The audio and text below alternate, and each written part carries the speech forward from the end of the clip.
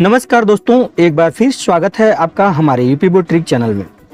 दोस्तों, यदि बात किया जाए 24 घंटे जनता की सेवा में तत्पर रहने वाली, तो वो सिर्फ आशा का ही नाम आएगा।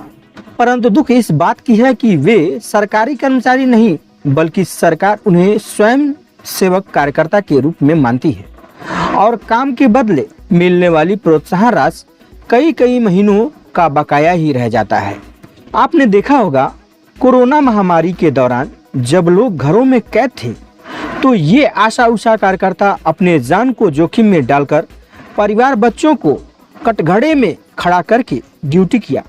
घर घर जाकर कौन बीमार है, कौन बाहर से आया, जैसे तमाम डाटा तैयार कर लोगों की समस्याओं से स्वास्थ्य विभाग को अवगत कराया, जिसके चलते WHO ने 10 लाख आशा कार्यकर्ताओं को सम्मानित भी किया, जिसमें प्रधानमंत्री नरेंद्र मोदी भी आशा बहनों को शुभ अभिवादन किया। अपनी स्वास्थ्य सेवाओं को और बेहतर बनाने के लिए भारत अभूतपूर्व निवेश कर रहा है। दूर सुदूर क्षेत्रों में भी स्वास्थ्य सुविधाएं पहुंचे, इसके लिए देश भर में लाखों नए वेलनेस सेंटर्स बनाए जा रहे हैं। भारत की लाखों आशा बहनें मैटरनल केयर से लेकर के वैक्सीनेशन तक, पोषण से लेकर के स्वच्छता तक देश के स्वास्थ्य अभियान को गति दे रही है। मैं आज जापान की धरती से हमारी सभी आशा वर्कर बहनों को हृदय से बहुत बहुत बधाई देता हूं, उनको सैल्यूट करता हूं। कोरोना काल में बहुत अच्छा काम किया है, सभी का वैक्सीनेशन करवा है, इसलिए WHO की टीम ने हम लोगों को सम्मानित किया है एवं प्रधानमंत्री जी ने हम लोगों का बहुत बहुत सम्मानित किया है। इसलिए मैं माननीय प्रधानमंत्री जी का बहुत बहुत आभार व्यक्त करती हूँ।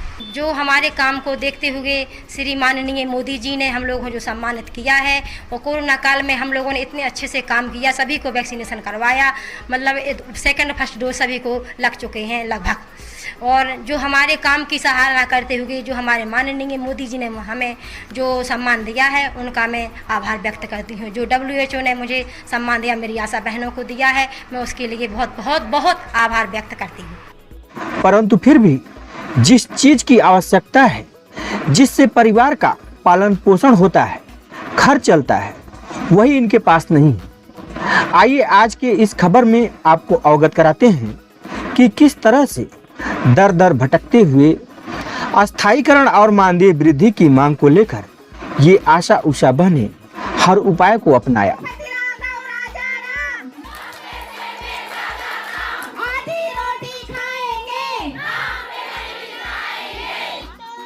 ये मध्य प्रदेश की हजारों आशा उषा कार्यकर्ताओं की हुंकार है। महीने भर से ये हड़ताल पर हैं।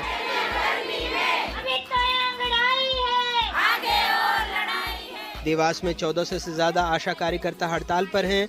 उन्होंने भैंस के आगे बीन बजाकर विरोध प्रदर्शन किया। यानी कि आज 22वां दिन है हम लोगों को सरकार के सामने हड़ताल करते हुए, लेकिन सरकार को कोई सुनवाई नहीं आती है। जैसे कि ये भैंस है, इनके सामने बीन बजा रहे हैं, लेकिन इनको कोई फर्क नहीं पड़ रहा है। इस हड़ताल से आगर मालवा के अर्जुन नगर कॉलोनी में रहने वाली गजाला बी जैसी गर्भवती महिलाएं परेशान हैं। मंगलवार को गर्भवती महिलाओं को टीका लगाया जाता है। हड़ताल की वजह से स्वास्थ्य केंद्र तक लिस्ट नहीं पहुंची, इसलिए टीका नहीं लगा। अब गर्भ में पल रहे बच्चे को लेकर परिवार चिंतित है। मुझे नहीं, अगले महीने टीका लग गया था मार्च में, और मुझे अप्रैल में टीका लगने का था। तो पिछले 1 महीने से कोई आशा कार्यकर्ता मेरे पास नहीं आई और मेरे को यही उन्होंने कि टीका लगना है। तो मुझे चिंता हो रही है, जैसे फिक्र हो रही बच्चे की कि कोई नुकसान नहीं या परेशानी नहीं। कोविड से पहले भी बच्चों और गर्भवती महिलाओं के टीकाकरण, पोषण, स्वच्छता जैसे कई काम इनके ही जिम्मे हैं। देश को पोलियो मुक्त बनाने से लेकर मातृ और शिशु मृत्यु दर को कम करने में ये अहम है।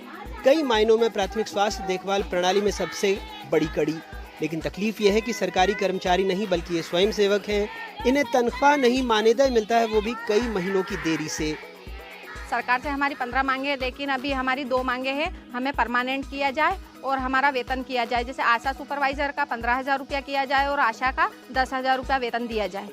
डिलीवरी में जाते हैं तो वहाँ भी ना तो हमें सोने बैठने की व्यवस्था रहती है, कुछ खाने पीने में सब बात में हमें कठिनाई आती है। और गांव में हर बात का सर्वे मांगते हैं और पंचायत में भी अगर कुछ काम आता है तो वो भी आशा से ही करवाया जाता है। किसी भी बात का अगर कोई भी सर्वे हो तो वो आशा से ही करवाया जाता है और उसका कोई वेतन वगैरह कुछ भी नहीं मिलता। शाजापुर जिले में आशा कार्यकर्ता मुख्यमंत्री से बुधवार को मिली। सरकार एक बार फिर वायदा कर रही है। स्वाभाविक है मांग करना, मांग अपनी मांग रखते हैं, पर ऐसा नहीं है हर मांग को हमारे माननीय मुख्यमंत्री प्राथमिकता पर लेते हैं। और जहाँ पर महिलाओं की बात होती है वहाँ तो बड़े गंभीरता से वो विचार करते हैं। लाखों हजारों ये मेरी बहना है। मुख्यमंत्री शिवराज सिंह चौहान ने चुनावी साल में महिलाओं के लिए पिटारा खोला हुआ है। विपक्षी दल कांग्रेस के भी सरकार में आने पर अपने वायदे हैं। दावे और वादे के बीच की जो दूरी है वो किसी से छिपी नहीं। अब देखना है जोर कितना सरकार की काबिलियत में है कि इन्हें भी जीने लायक वेतन, राज्य कर्मचारी का दर्जा और सम्मान का हक कब मिल पाएगा। बने रहिए हमारे यूपी बोर्ड ट्रिक चैनल में। आशा बहनों की पल पल की खबरों के लिए हम आप तक नया अपडेट लेकर आते रहेंगे।